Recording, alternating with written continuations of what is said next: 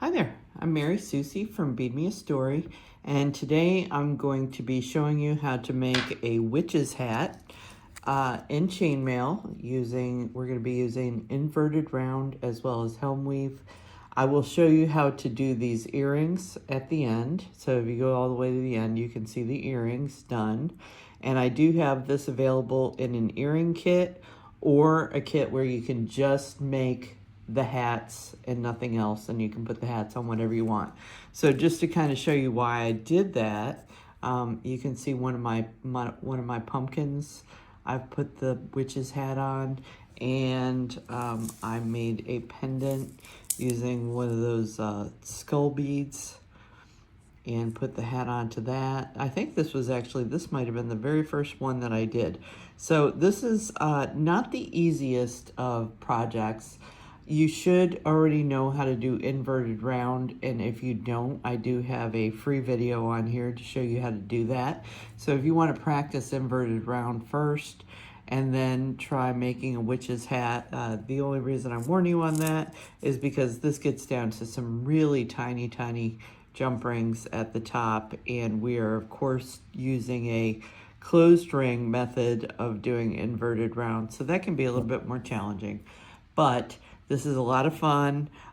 Great project just in time for Halloween to make your pumpkins and pumpkin with witch's hat and witch earrings and witch pendants and all sorts of wonderful witchy things. So I hope you enjoy this project, and everything that you see here can be found at beadmeastory.com.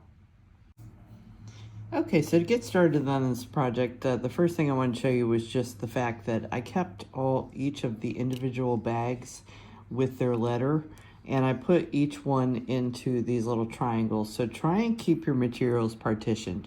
You don't have to have these triangles to do it. You can partition them anyway, but don't mix up all the materials, okay? Otherwise, this is going to become a problem. And the only one that I kind of left out was the C, the 1/8 inch jump rings, and that's just because I'm going to use a whole bunch more of those than anything else. So I only did half because we're just going to make one witch's hat. So that is why those have been left out, because there's just so many of them, okay? So the first thing I did, now I took my A, this is my A O-ring, these biggest ones here, the 10 millimeter, and then the A jump ring. These are 18 gauge 3/16, so I laid them out.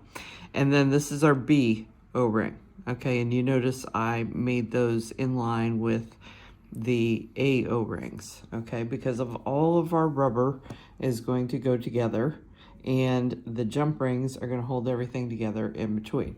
So basically all we're doing in these first steps is just a basic inverted round. So I basically want to take one of my B O-rings and my A O-rings, and then an A and a B. So I'm just making a 2x2 situation here, 2x2 chain, or 2x1x2 really. I've just got this one jump ring in the middle, so we'll call it 2x1x2, okay? And you see I just put them on the way that I did to make sure that the 725s are laying on top of these 10s, okay? And then we're going to do this one more time. I'm going to take another jump ring. So I'm going to go down through a 725 and a 10 that's already here. And then I'm going to pick up first my 10 and then my 725. And again, the goal is just to keep all of the same size in the same row. Okay. And you'll notice too that I have my 450 BN pliers. These are really teeny tiny little tweezer nose pliers. I don't need them quite yet. I could be using my larger bent nose pliers in my left hand right now, but we are going to be moving into materials that are super small. So if you're comfortable using them, you can go ahead and use them for everything. And if not, for this step, it's quite all right to have your a little bit larger pliers out. Okay, so now I'm going to take the third O-ring. And I'm going to go ahead and you see I went through a 7, 2, 5, and a 10. And then I'm going to come up through the first set of O-rings that I had in this row.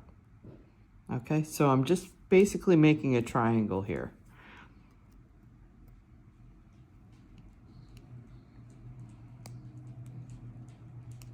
Okay, and that is our first row.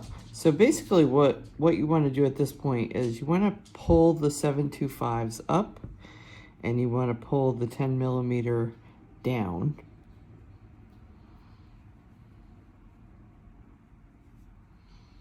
And I just want to point out too that in your tutorial, I used jump rings in silver so that they would contrast and you would be able to see the difference. But of course, for this video tutorial, you see that we're using all black. So you can kind of see that the jump rings are a little bit shinier than the rubber, but we used all black for the video so that you could actually see what's happening.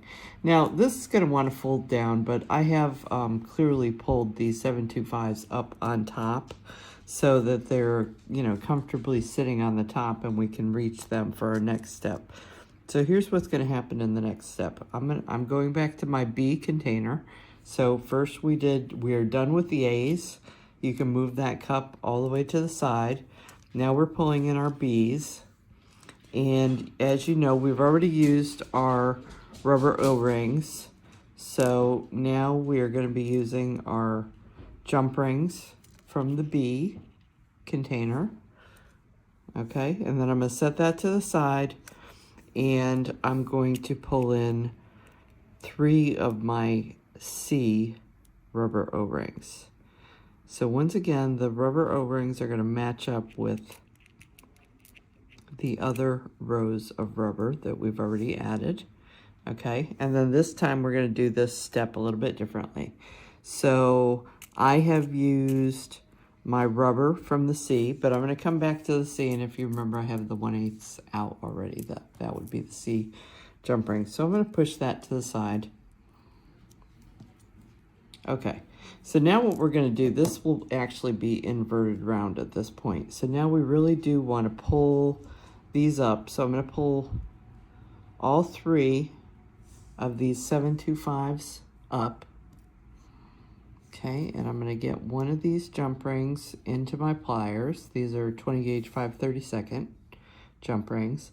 And see how I'm going from the outside to the inside of one of these, and then from the inside to the outside of the next O-ring. Okay, so this is not hard. This is a lot easier to see in a video than it is to explain in a tutorial. Inverted round is actually fairly easy. It just, because it's 3-sided, can be difficult to photograph and explain. Okay, and you notice I picked up my 2 6mm O-rings. So I didn't just pick up 1, I picked up 2. So I passed through 2 O-rings here, and then I picked up 2 additional O-rings up here. Okay, now I'm going to turn this 1/3 of a turn,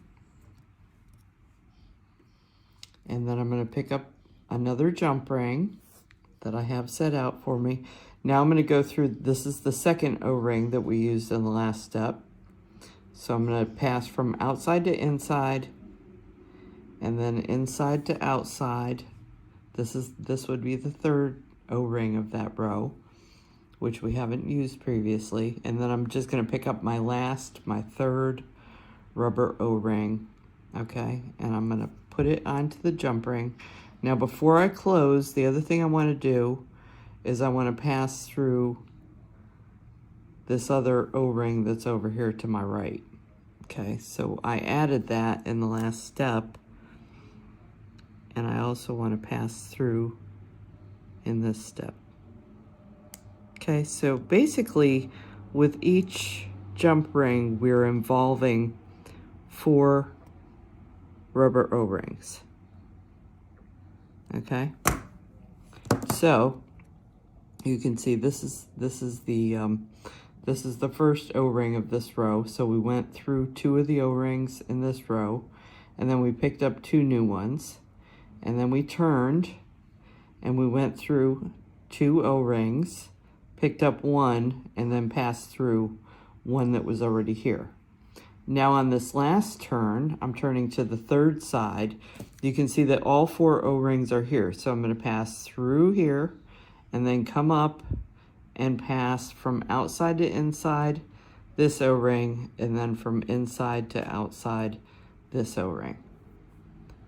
Inside to outside the O-ring on the right, outside to inside the O-ring on the left. And of course, everything will be reversed if you're left-handed. You can do this with your left hand and do it in the opposite direction, coming from the left and coming up around in a counterclockwise motion. But when you're doing this as a right-handed person, this is a clockwise motion. So we're starting at about 4 o'clock here, going outside to inside, and then through the other O-ring that's here, inside to outside, and then up through the one that's above it, and then over to the one that's at the right of it. Okay, so again, we're involving 4 rubber O-rings in that step. Okay, and there you have it. So you can see the triangle that we're creating each time. If you let those fold down, you can see what's happening there. But what we want to do is we want to pull it up, because we're basically making a cone here, and that's why we keep making everything smaller and smaller and smaller and smaller with each row. But the nice thing is just so that you can see things as I prep for the next row, you can see that this is getting smaller, and if I fold out my bottom ones, it allows this to sit really nicely so you can kind of see what's going on. Okay, so now I am to my C jump rings. Okay, so I'm going to lay each of those out. And then the C triangle is completely going away. And we're going to bring in the D triangle. Okay, and I'm going to just take the rubber O-rings from that. So now we're down to a 5mm O-ring here. Things are getting so small, so tiny. That's okay. As we keep going up, we're getting close to the end. Okay, so we're going to take our C jump ring. This is just like we did in the last step. Okay, so I'm going to push my O-rings back up into the cone formation. I want them all pushed up so I can actually see that last the last jump rings that I added. And I'm going to pass in through one from outside to inside, and then out of the one to the left from inside to outside. Okay, and then I'm going to pick up 2 rubber O-rings in this first step, the first of 3 steps. Okay, I'm going to pick up 2.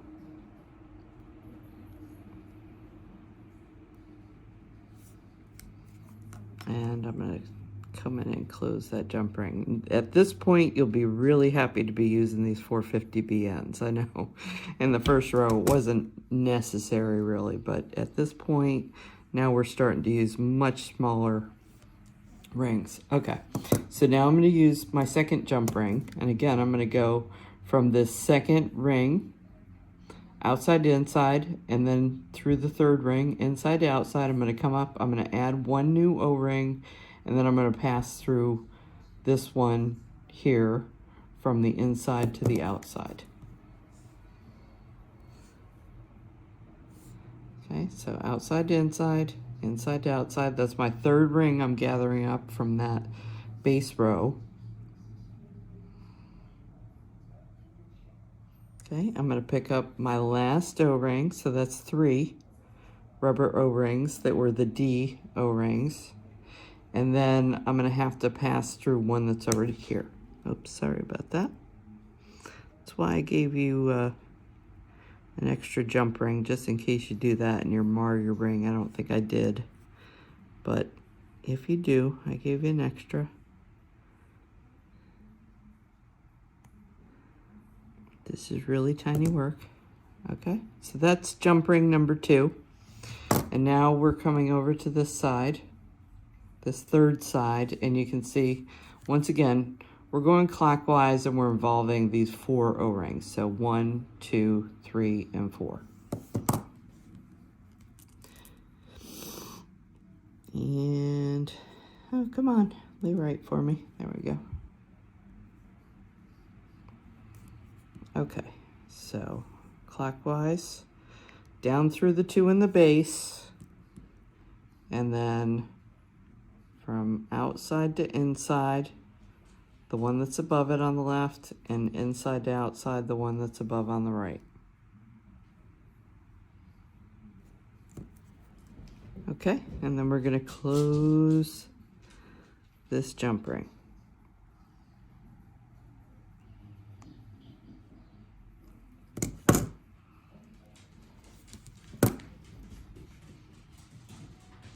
Okay. So now, at this point, I have run out of O-rings. Okay, so there's going to be no more O-rings. Now, at the time that I came up with this project, I actually did not have little teeny tiny O-rings that were as small as these 20 gauge 5/32. These would be. These are going to be our tip top of this. So I didn't have those at that point, and now I do. So if you wanted to go one more row with rubber, you could. But honestly, at this point, it's a lot easier to just start working with metal jump rings, and it's all black, so you really don't know the difference. Okay, so we've been doing inverted round with closed rings. So basically, when we are adding in our 3 jump rings, we're also adding in the next row of rubber O-rings. But we don't have to do that anymore. Okay, so this just got a lot simpler. Now we're just going to do regular inverted round. And this is how you would do it if it was all metal. Okay, so we've got our D jump rings. These are 20 gauge 7/64 that I'm going to be adding to the top. And this is going to be very simple at this point. So basically, you know, you want to just, again, let your O-rings kind of push up to the top. And now I'm just going to go from outside to inside this first one, and from inside to outside the next one, and close. Okay, so I don't have to pick up anything. When we're doing inverted round all in middle, you're just adding 1 row at a time as opposed to 2 rows at a time. So actually inverted round is quite a bit harder when you're doing it with closed rings. Okay, now you can see I turned it 1/3 of a turn. So this second one that I came out of, now I'm going to go into that one, and I'm going to come out of the one that's beside it. This is very simple at this point. You've gotten through the hardest part. Okay, I'm going to close that one. And then here's my 3rd one.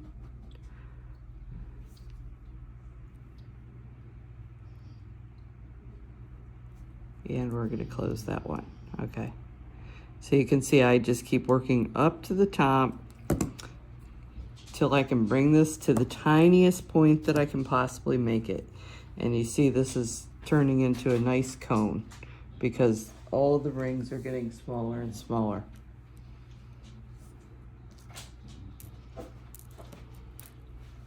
Okay. So now another row, just the same as that last one. So we'll pass from outside to inside, inside to outside. And this time we were just passing through a metal jump ring. We're not passing through any rubber anymore.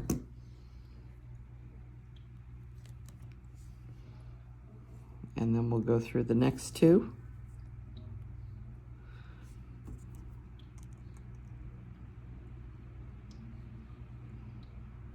So these are my 20 gauge 3/32 jump rings I'm using at this point.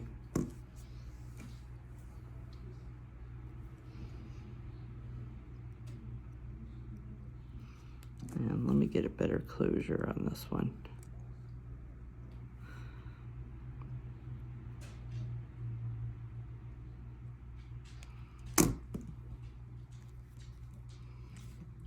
Okay, that's my second one, and now this is my third one. And these just want to naturally fold back. That's fine if they do. It's really not a problem that they're folding back, because before we start the next row, we're going to push them back up. And then when we get to the final row, we're just going to let them fold down. And that's why I probably added one extra row to this, so that at the very tip top,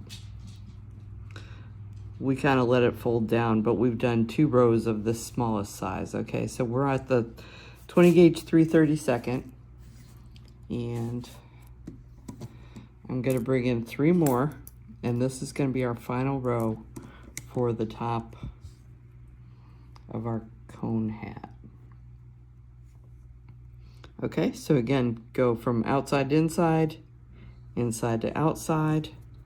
And you see, each time we add this row, it does pull the previous row up and makes it hold its formation. And then this row that we're working on always wants to fold back, and that's totally okay. I kind of worked that into this design. Okay, this is from outside to inside the second one, inside to outside the third one.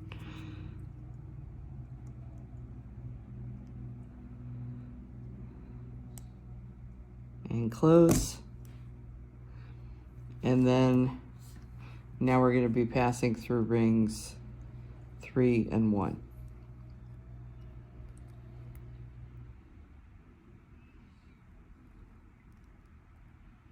Okay, and this is the very last row to complete the top part of our hat. Okay, so you see I just let those fold down. So that's why I actually added like an extra row to this. Just to let that do naturally what it wants to do. But you can see that we've gone from a large O-ring all the way down to one of our smallest sizes, and we have a cone shape going on. Okay, and now we're gonna, I'm gonna pause the video, and then I'm gonna come back and we're gonna make the brim of the hat, and then we will put it all together. Okay, so to start the brim of this, basically what we're gonna do is get our F rings out. Oops, kind of got that linked up there. I want my F O-rings, and I'm going to start with 4 of these, and then my C jump rings. So my C are the ones where I had a whole bunch of them, and I said I opened a whole bunch, and that's why I didn't have them in the triangle. So these are 20 gauge 1/8 inch. So I'm going to take a jump ring, and I'm going to pick up 1, 2, 3, 4 rubber O-rings. Okay, and then I'm going to go ahead and close this jump ring. Okay, so now that I've got all 4, I'm going to fold this back out. So I've got 2 on my left and 2 on my right, and then I'm going to take another rubber O-ring, and I'm going to just squeeze 2 of these so that I can basically thread that O-ring onto there. Okay, so see how I've just pulled that over top. They're real flexible, so it's not a problem to do it. And then I'm going to fold, I'm going to take this one that's closest to me, and I'm going to fold it back this way. And then I'm going to let this one drop down. So now you can see that that rubber O-ring that I just pulled on is now in the center. Okay? So now what I want to do, I'm going to show you a couple different ways to do this. One of my favorite ways to work on a helm weave is to take a ring. Now this is only when you're using rubber O-rings, not with metal. I take a ring, and see how I only slid it onto the top? And then I'm going to, oops, let me get that back in order here. And then I'm going to go ahead and take a new jump ring, and I pass through the 2 O-rings that are here and pick up 2 new O-rings.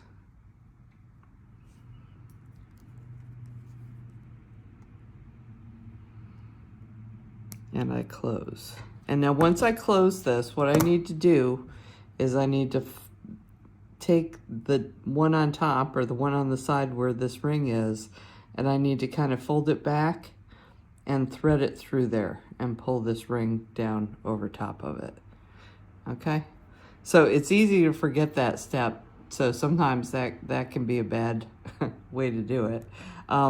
And the other way to build a helm weave like this is to go ahead and just sandwich this in between the two that are here, and then I'm going to have to go around these two.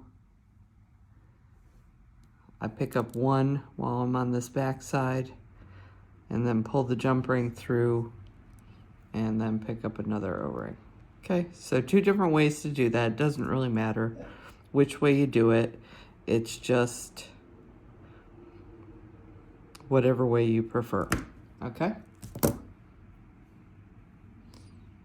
All right, so just continue on. We're gonna ultimately have 6 jump rings in this in order to create the brim of the hat, and through the magic of working ahead. I actually have a piece that's already like this.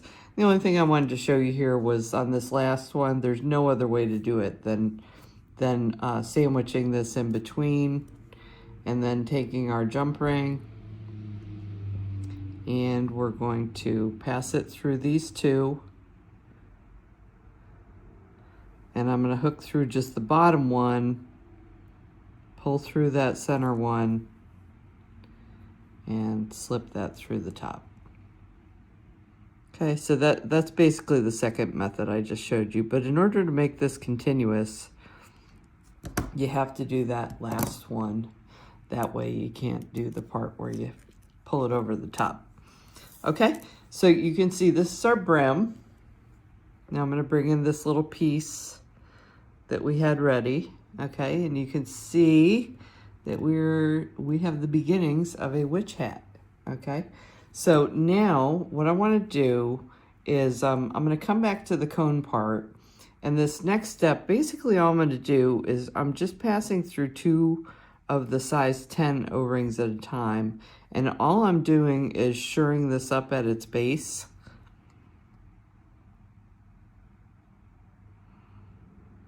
And just making sure that these hold their form.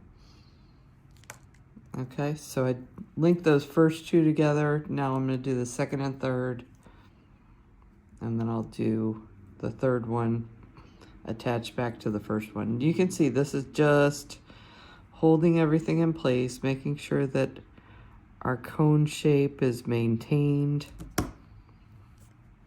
pulls everything down, so that once we go to attach it to the base,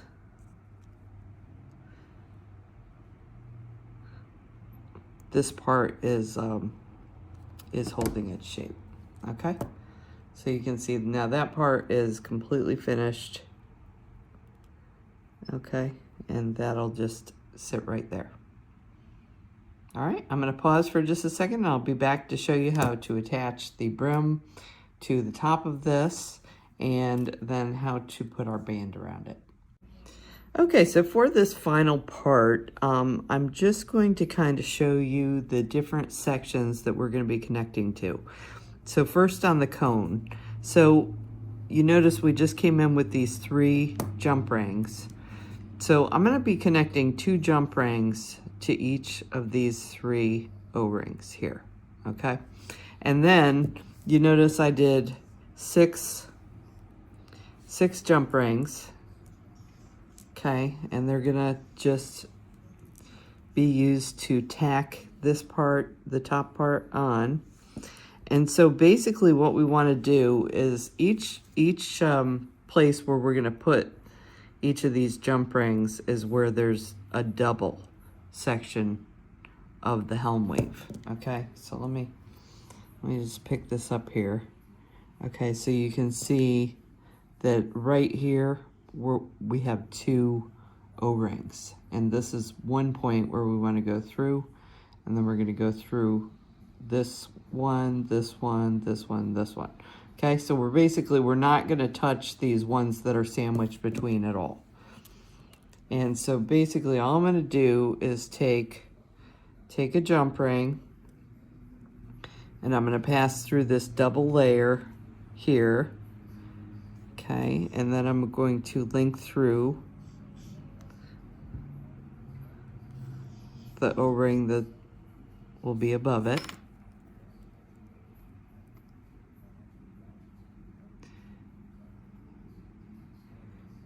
Okay, and then we'll close.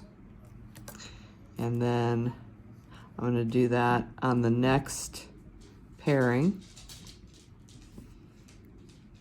So you want to be careful and make sure you get through both layers.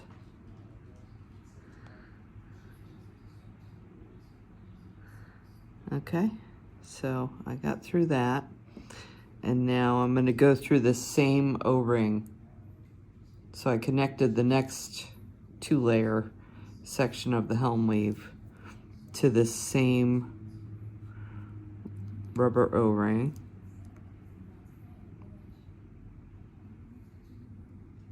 And close.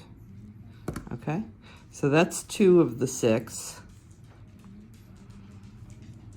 And you can just keep spreading your brim back out. You know, it's gonna move about on you because you're pulling and prodding it, but that's okay. And then this is our next section. So now we're going over to the next O-ring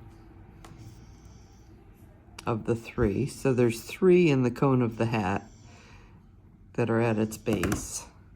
And there's plenty of room because those were pretty large rubber O-rings. There's plenty of room to attach 2 jump rings to each. Okay, so I did my first one there. You can see that right here. And then I'm going over to the next double layer of the helm. And then I'm going to connect to the same O-ring. Okay, so this was my 4th jump ring out of the 6 that I'm going to connect.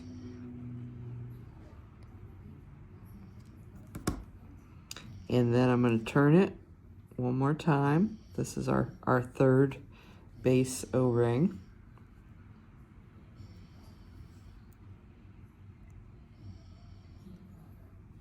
Okay, and I'm passing again through the 2 layers of the helm weave, through that 10mm O-ring at the base. So that's jump ring 5. I've got 1 more to go.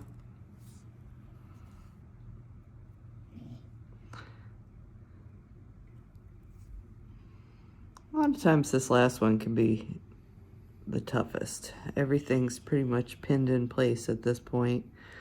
So you might need to work this just a little bit to get it through both layers. And then up through our 10mm O-ring. Just going to turn that a bit. And close. Okay, and that is pretty much it for attaching the brim. Oh, and it looks all mushy, but you know what? If you just pull this out, you see now you have just a beautiful brim for this hat. And now for the final touch, which is actually the easiest thing we're gonna do here. All I did to make the little band is I took an O-ring that's quite a bit larger. This is size 12. And I'm just gonna pull it down over top of the cone and down just above the brim. And since the O-rings stretch, we'll be able to do that without much fuss. And this is where too you'll be glad that you inserted those rings at the bottom of these 10s, because that's really kind of what creates the barrier at the bottom of this. Okay, and there's the little brim to our hat, and there you have it. That is our witch's hat. Okay, so that is it for creating the hat. You could actually attach this to anything you want to. Like we attached one to our pumpkin and did some things like that. These are pretty much ready to go, but I'm going to come back and just do one more quick segment just to show you the earring and how to go ahead and put a eye pin through this. But you can pretty much see that this was a tube that we were making this whole time, so it's very easy to get something up through this. And you could take something straight up through it, or in some cases what I did was lean mine to the side and came out in one of these other sections. So I'll be back in just a second to show you how to do that. Okay, so to turn this whole thing into an earring, basically I've got, these are like oxidized head pins. And you could also use gunmetal. I just want to show you. I was able to get the gunmetal in a nice 3-inch length. So that can be used too. But in the kits, I've got this kind of oxidized. You want to be very careful with it. But you can always use like a Sharpie on it or something if you get a little scrape on it. And then here's our green beads. And you just pass the head pin through the bead. And then we're going to go up through the centers, okay, of our hat that we just made. And let's see, I'm having trouble seeing this. Let me get a little closer. There we go. I just could not see. When you're working with black on black, it's always tricky. Always makes things just a little bit harder than normal. And then, like I said, you can try and get straight up through the center, but I actually generally like to kind of curve my hat a little bit, and you're just gonna have to keep working this until you find your way out, see there, of one of the holes. So gently, you don't want to tear any of your O-rings while you're doing this, but you know, just keep working on it until you can find your way up to the top. Okay, and then we've got that. So I'm just going to take my pliers and I will turn this jump ring. Oops. Turn this jump ring to a 90-degree angle, basically. This is going to help keep it tight in there. And then I'm actually just gonna kind of guesstimate. I want to do a double curl of this. So you can use, I've got round nose pliers here, or I've got the Xuron ones here. You can see how tiny of a tip the Xurons have. If you want a bigger loop on yours, use more of a craft store variety. But I'm just gonna kind of take a guess at this. And if you want to do, if you're doing earrings, do both earrings at the same time. That way, wherever you cut it, you know, you can mimic it on the other one. But basically, to do a double loop, I'm just going to start turning with my round nose pliers. Okay, and I kind of see how this is coming off to the side of where that loop is. So I just let that be there. And then I can turn my pliers around to get this even more rounded and to make sure that my second loop stays about the same size as my first. Okay, and then the rubber rings are pretty pliable, so you know, you can kind of keep pushing it in a little bit more if you need to, or a little bit less if you need to. But that made about a double loop. Okay, and then I can just take one of my small jump rings that are left over, probably my 3/32 if I have any left of those, or my 1/8. I know you'll for sure have tons of 1/8 inch jump rings left over, so I'll use that to just show you that I can just open one of these up and now attach this to anything I want to, and in this case an ear wire. So I decided to put some lever back ear wires in the kits this time, just to make them a little bit nicer. I did have just black regular ear wires. These are a little bit better quality for you. And of course I've got stainless steel around and other types of base metals, so if there's something that you prefer. But I like this because it was black, and you got this nice lever back that's going to close here.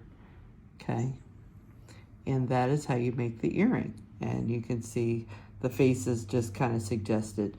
And of course, if you want to make a body for your witch or go on and do a little bit more of this, you certainly can. But that is the basics of how to put this together in an earring. Okay, so I hope everybody had a great time today. Let's get ready for Halloween and get all our Halloween crafting fun going this season. I think it's going to be a great year, and I hope you will like and follow me on YouTube, and this kit is available at beadmeastory.com, and that's where you can find other kits and supplies as well. So I will see you next time.